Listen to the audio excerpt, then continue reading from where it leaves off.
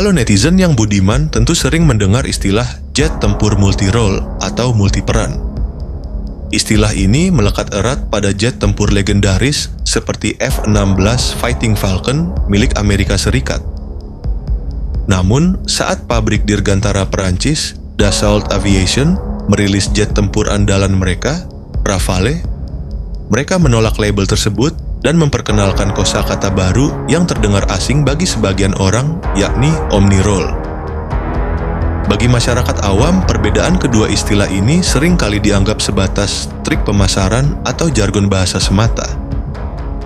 Padahal, dalam doktrin pertempuran udara nyata, keduanya mencerminkan lompatan kapasitas operasional dan filosofi desain yang sangat kontras di medan perang.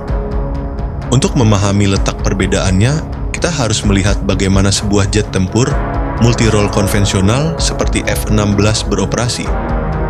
Label multi-role berarti pesawat tersebut memang memiliki kemampuan bawaan untuk menjalankan berbagai jenis misi yang berbeda, seperti pertempuran udara ke udara, serangan darat, hingga pengintaian taktis.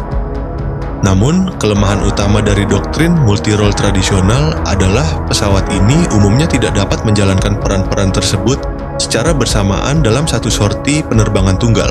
Sebelum lepas landas, kru darat di pangkalan harus menentukan fokus misi pesawat hari itu guna menyesuaikan konfigurasi senjata dan perangkat sensor yang digotong di bawah sayap. Keterbatasan taktis jet tempur multi-role akan langsung terasa ketika situasi di medan tempur berubah secara dinamis dan tidak terduga. Sebagai skenario contoh, jika sepasang jet tempur F-16 sedang terbang dalam konfigurasi berat untuk menjalankan misi pengeboman bunker di darat, lalu tiba-tiba mereka disergap oleh kawanan jet tempur interceptor musuh di udara, pilot F-16 dihadapkan pada pilihan sulit. Demi mempertahankan diri dan mengembalikan kelincahan pesawat agar sanggup melakukan duel udara jarak dekat, dogfight, pilot biasanya terpaksa harus membuang, jettison, bom-bom pintar mereka ke tanah sebelum misi utama mereka selesai. Dengan kata lain, jet tempur multi-role bertindak seperti seorang atlet yang serba bisa, namun harus berganti kostum dan sepatu terlebih dahulu di kamar ganti sebelum berpindah ke cabang olahraga lain.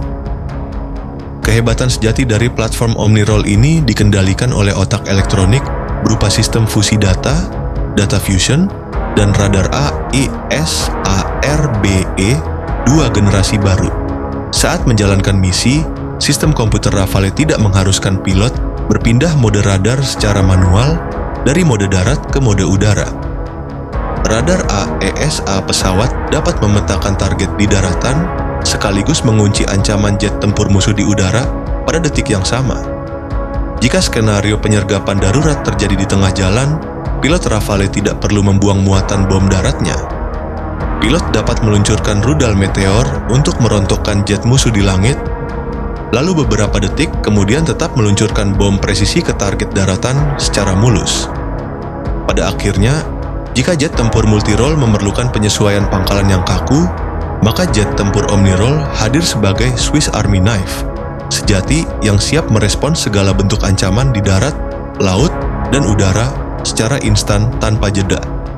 Jadi, jangan lupa dukung channel ini dan jangan lupa juga like, share, dan subscribe supaya kamu tidak ketinggalan update terbaru tentang alutsista canggih dunia militer. Sampai jumpa di video berikutnya. Dan ingat, Langit Nusantara selalu punya cerita.